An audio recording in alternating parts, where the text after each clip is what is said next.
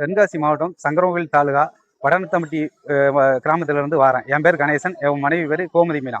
நாங்கள் இன்னைக்கு காலையில் ஒரு 3:30 மணிக்கு அளவில் சாமி கும்பிட வந்தோம்.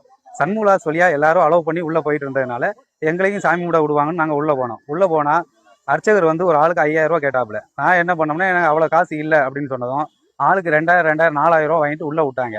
உள்ளே விட்டதும் உள்ளே போனதும் கூட்டம் அலைமோதிட்டு இருந்ததும் சாமி பக்கத்துல இருந்த கேட்டு வழியா அர்ச்சகரும் செக்யூரிட்டி சேர்ந்து ஒரு 10 பேரா முக்கியமான ஆளுகளை உள்ள விட்டுட்டு இருந்தாங்க. அப்போ நான் என் மனைவி கன்சீவா இருக்காங்க, கொஞ்சம் எங்களையும் அலோவ் பண்ணுன்னு கேட்டதுக்கு நீங்கள் எக்ஸ்ட்ரா பணம் தந்தா தான் நாங்கள் உள்ள விடுவோம்னு சொன்னாப்புல.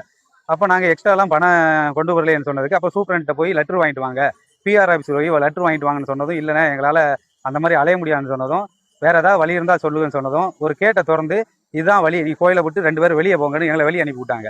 நாங்கள் அந்த உடனே என்ன பண்ணோம்னா பொது தரிசனம் வழியாக சாமி தூர போவைக்கு நிற்கையில் பொது தரிசனத்தில் இருந்த ஒரு 10 பேரை காசை வாங்கிட்டு அதே கேட்ட வழியா உள்ள அனுப்புனாங்க. என்னன்னா இந்த மாதிரி நீங்க மட்டும் பண்றீங்க, எங்களை மட்டும் உள்ள அலோவ் பண்ண மாட்டேன்னு ஒரு கற்பமா இருக்கவங்களோட உள்ள அலோவ் பண்ணுவான்னு கேட்டதுக்கு நீ உன்னால முடிஞ்சா எங்கனாலும் பாத்துக்கோ போ அப்படின்னு சொன்னாப்புல. அப்ப நான் சூப்பரண்ட் சார்ட்ட கம்ப்ளைண்ட் பண்ண சொன்னதுக்கு அங்கதான் நான் பாதி அமௌண்ட்டே கொடுக்கும், அதனால எங்களை யாரும் ஒன்றும் செய்ய முடியாதுன்னு சொல்லிட்டாங்க.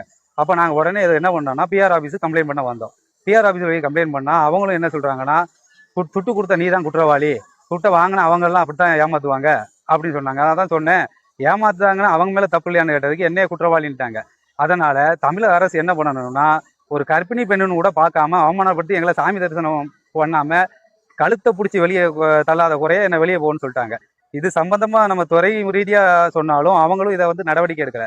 அதனால இதுக்கு முன்னாடி இருந்த அரசாங்கம் தான் இந்த மாதிரி மோசடியில ஈடுபடுதுன்னா தமிழகத்துல புதிதா தொடங்கப்பட்ட அரசாங்கமாவது இது நல்லபடியா கண்டு கொண்டு எல்லா மக்களும் பயன்படுத்த மாதிரி இந்த கோயில் நிர்வாகத்தை சீர்திருத்தி கொண்டு வரணும்.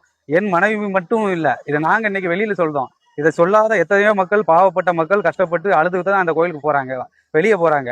நான் நிம்மதிக்காக இந்த கோயிலுக்கு வந்துட்டு இன்னைக்கு நிம்மதி இல்லாத இந்த திருச்செந்தூர் கோயில இருந்து நான் போறேன். அதனால இந்த மாதிரி எல்லா மக்களும் பாதிக்காத வகையில தமிழ்நாடு அரசாங்கம் புதுசா பொறுப்பேற்றிருக்க அரசாங்கம் இது சம்பந்தமா தக்க நடவடிக்கை எடுக்கும்படி மிக தாழ்மையுடன் கேட்டுக்கொள்கிறோம்.